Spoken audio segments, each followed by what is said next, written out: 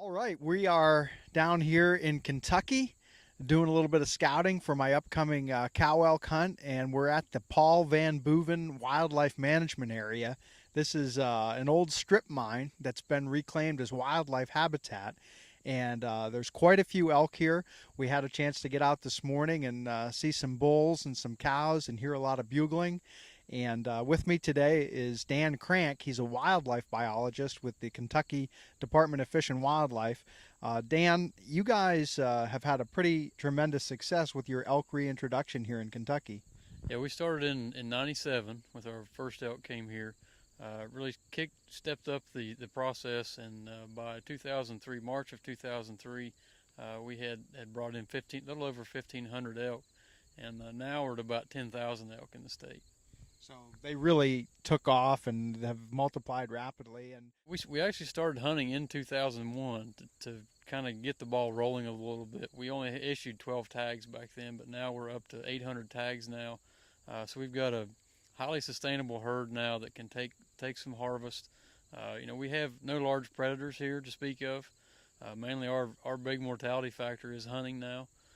So our cows are generally about 85% of our cows have calves every year, and the survival on those calves is also pretty high. So they're doing really well. The ground down here it's about 5 to 6% open ground, mainly because of mining activity.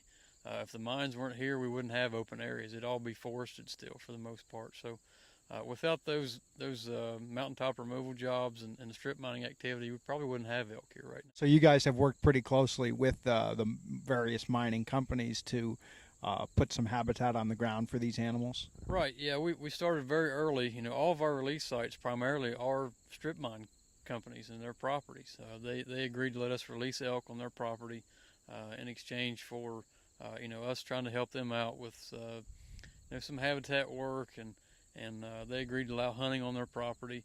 So it's been a really good deal for both of us.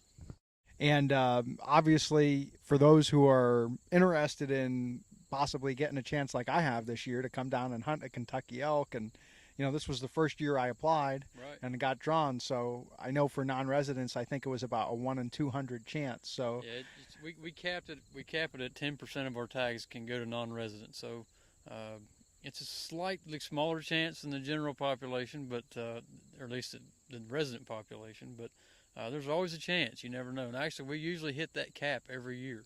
So we have a lot of people apply. Last year we had I think around 43,000 people apply for our elk tags from all throughout the U.S. It's amazing that word's gotten out just about everywhere. About every state has applied for the last couple of years.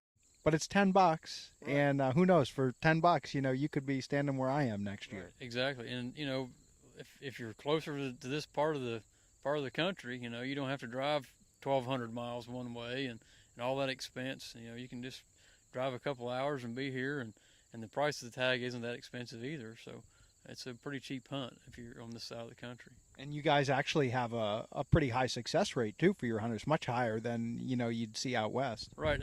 Our bull hunters usually are about around 90 to 95% successful. The cow hunters are a little bit lower. Usually it's about 85%. But a lot of that is some people just don't show up.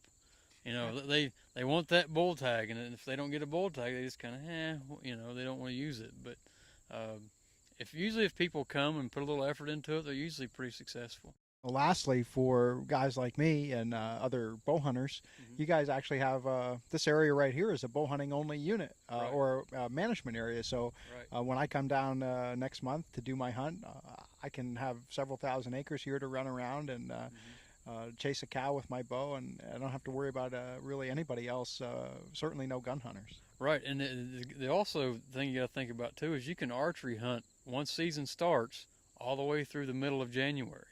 Whereas maybe out west you've only got a month or so to do it. Here you've got a long period of time, so you can only rifle hunt that 1 week you get drawn for. But if you're not successful, hey, you can come back and keep hunting with your bow and until the middle of January.